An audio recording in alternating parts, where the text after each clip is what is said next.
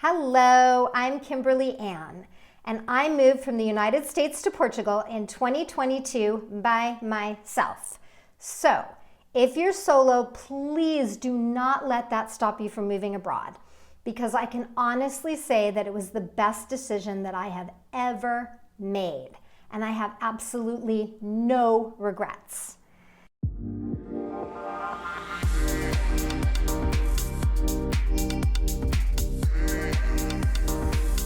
So I'm going to delve into a few things: what made me want to leave the U.S. in the first place, why I chose Portugal, and a little contrast about what my life was like before and since.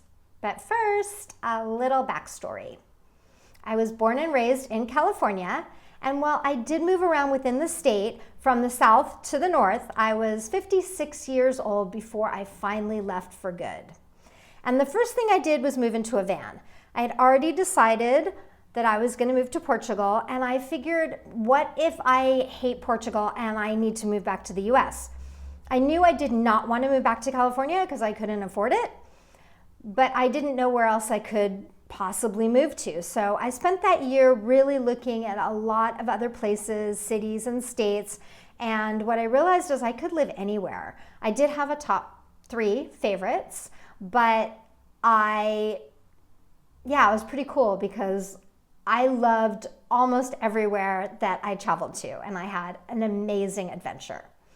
So I have been an entrepreneur since I was 18 years old with a lot of different careers. But at the time I left, I was an acupuncturist with a thriving business. However, I was working 2 full-time jobs just to make ends meet, and even then it was challenging to make those ends meet. And I wanted to get off the hamster wheel. I wanted to slow down. I didn't want to blink and have life pass me by. I've always loved to travel, but I had to work so much just to be able to afford a week's vacation each year. And it was really brutal. I was exhausted almost all of the time. There were a lot of reasons why I wanted to leave the US, and I really started looking for places to move about 10 years before I did. And I looked everywhere I could, and at that time, especially, now, almost 15 years ago, international living was one of the top places to look. And so I have a big soft spot in my heart for international living because they really helped me move abroad. But it took COVID to actually get there. And it's kind of a long story, but I realized, I'll try to tell it quickly, I realized that I could live on half or less of the amount of money that I was living on. And I also had a pretty painful breakup, and that was my impetus to move forward. But the reasons that I really wanted to leave were because I am a Europhile. The reason I'm a Europhile is because when I was 9 years old, my parents took me and my sister to France for a castle tour, or that's my childhood memory anyway. And it was because my sister at 16 already spoke fluent French. I spoke 0 languages. I still struggle learning Portuguese. So if I could do it, anyone could do it, just saying. And it really planted a seed within me, and I was obsessed. And it wasn't just France. It wasn't just Paris or what we saw in France. It was just the whole idea of Europe. And like I said, I traveled as often as possible to as many places in Europe as I possibly could during the next 50 years. Almost 50 years.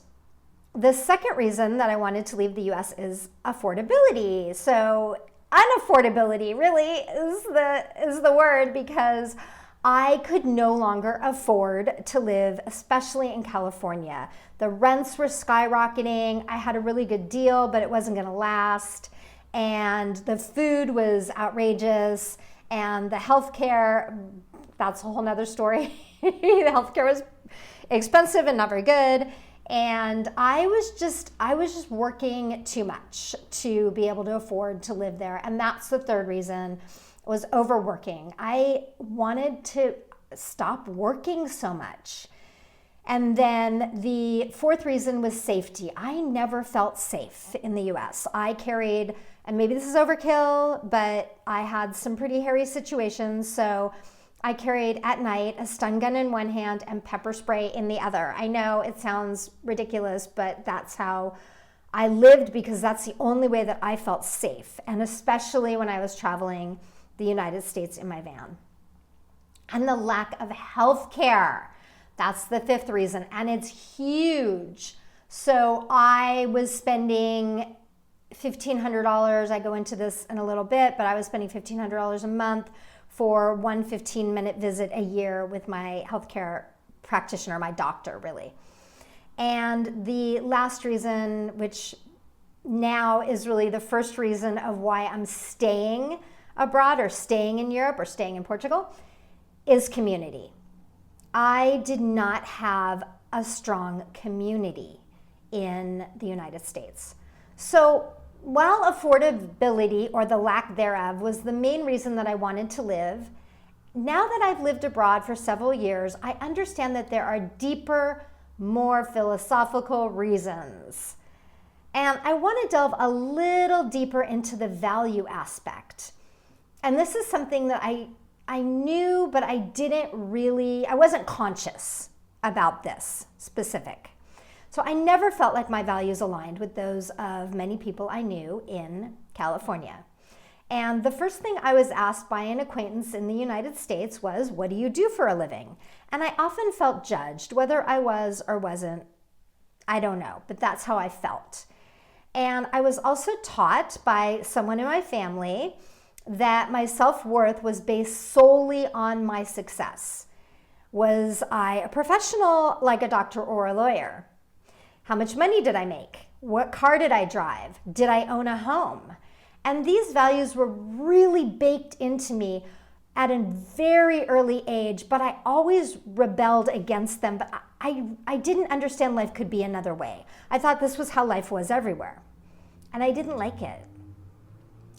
For me, the most important values have always been, how can I be kind and compassionate toward other people? How well do other people treat each other? And how can I be helpful in my community and give back? And these values were in stark contrast, opposite to the way I was raised. I'm not saying that either way is good or bad, or one is better than the other, but for me, it didn't feel right. Now we get to why Portugal. Why Portugal over somewhere else? The main reason is that I qualified for a visa. They have a passive income visa here called the D7, and I qualified for it. So that's the main reason. The second main reason was that at the time it was the third safest country in the world, and it's still very, very safe. And then the third reason, and this was a pretty big one too, was that it's the most affordable country in Western Europe. So that's why I chose Portugal, but I had never been here before moving here. What's my life like now? So I have a huge community, and I have the community that the kind of community that I always dreamed of, that I always wished I had, that I never really even knew existed. And it's beautiful. It's amazing. I have found out that I could get out of the rat race and embrace the Portuguese word calma. And they say it a lot, calma, tranquila. And they don't say it in a derogatory way. They say it like, really, just chill. It's okay. Everything's going to be okay. And they often say that. Everything's going to be okay. Everything's okay. And they mean it. And it's not meant as a belittlement or a put down. It's meant as an encouragement, which I love.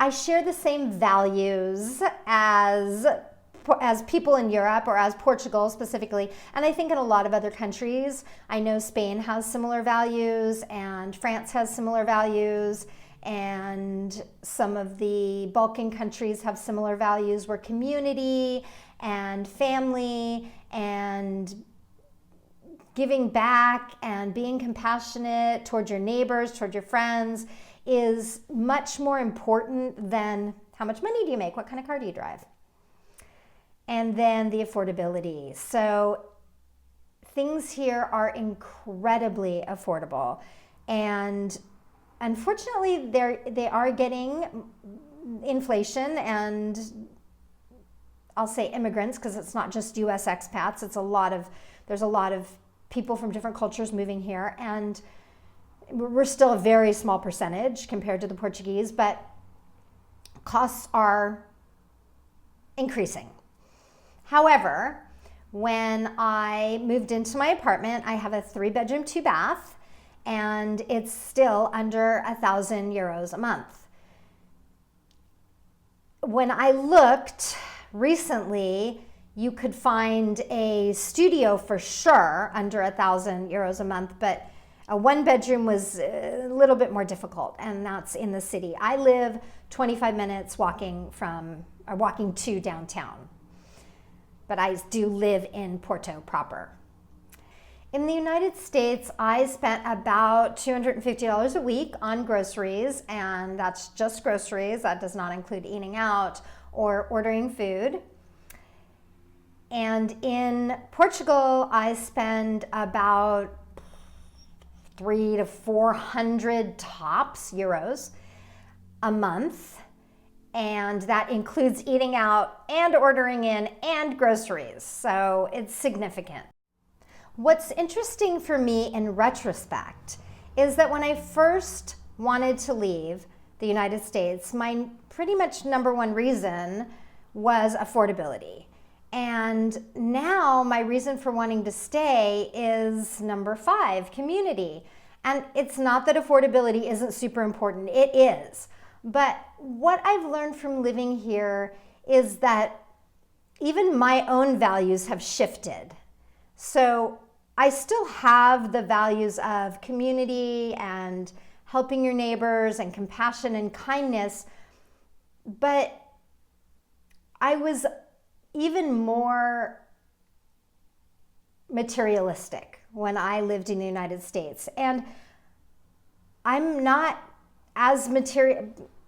I remember all this stuff on my bookshelf is pretty much all my stuff. So I don't have a lot of things, and I don't want a lot of things, and I don't do a lot of Amazon ordering at all, or having to get the latest and greatest of the new anything, because I would rather go out and have an affordable lunch with a friend. I would rather go for a walk in the park. And Porto is, I'll touch on that. Porto is a vibrant city. It is gorgeous. There is so much happening all the time, especially in the summer. In the summer, it comes to life. It's bustling and happy, and it's almost different because in the winter, which I do have to mention, it can get pretty bleak. It's gray, it rains a lot. This year, we were so lucky we only had 2 months of rain, and last year we had 10. But the lowest it gets is 3 degrees Celsius here. And for me, that's cold because I'm a Californian. But I was talking to a student yesterday who said that in Poland, where she lives, it gets to be -20 in the winter. But we do have rain, we have a lot of wind, and the winters are more for exploring the museums, going to a movie, sitting in a cafe inside with a friend, and the summers are more for sitting outside, taking long walks, going to the parks, exploring the city, and the festivals. They have so many festivals here. It's amazing. So I love living here. I will say that a typical day for me is I am still working because I love to work. I am semi-retired. My typical day would be working out in the morning. I have a little area in my apartment that I set up for yoga and weightlifting. And then and that's another thing that's super affordable. I have a personal trainer here, And instead of being $100 an hour like in the US, they're 20 or 25 here. So, and that really gets me moving. Otherwise, I might just sit on the couch all day and eat bonbons. But I will exercise in the morning. I will often drink my tea on the patio that I have. Well, it's a balcony, a terrace. And in the sun, I'll sit and drink my tea and maybe journal, read a book, try not to listen to the news. And then I will exercise, and then I will work for a couple hours, and then I'll go meet a friend for lunch. And if I work all day, I go meet a friend for dinner. I did also adopt an adorable rescue dog here, and she's amazing. She was crazy when I got her. She was really feral, and she ate 4 walls in my apartment, 4 walls. And now she is 2 years old, and she's much better. She still has more energy than I have on my best day. She has more energy on her worst day. Of course, she's a dog, but she's fantastic. She's really, really, really a special dog. And if I choose to put her in daycare, another thing that's affordable is that it's 190 euros a month for 30 days in daycare, and that's from 8:30 in the morning until 7 at night. Whereas one of my clients told me in the US right now it's 35 euros for half a day, and that's in Michigan. So, there are some strong reasons to get out of the US, and I didn't delve super deeply into healthcare, but a quick one is that I spent 200 euros to have surgery on this hand. I broke these fingers, and they're not healed. They will never fully heal, but they're pretty good. I couldn't move my hand for a year, and the surgery was 200 euros, and I had my own room and my own bathroom, and I got to stay overnight, and everything included for the 200 euros. Whereas in the United States, a friend of mine's daughter went to urgent care because she had sprained her ankle. They did not even give her x-rays. They just looked at her ankle, wrapped it in an ace bandage, and charged her $5,000. So yeah, I could go on and on and on and on, but really the crux of it is that I am so happy to be here. I don't know if this is my forever place. It's my just for now place, but I do know that I never want to move back to the United States. That I'm certain of. Thank you so much for watching, and I'm just really excited to be able to tell my story and share my experiences in Portugal. In Porto, Portugal. It's a beautiful country.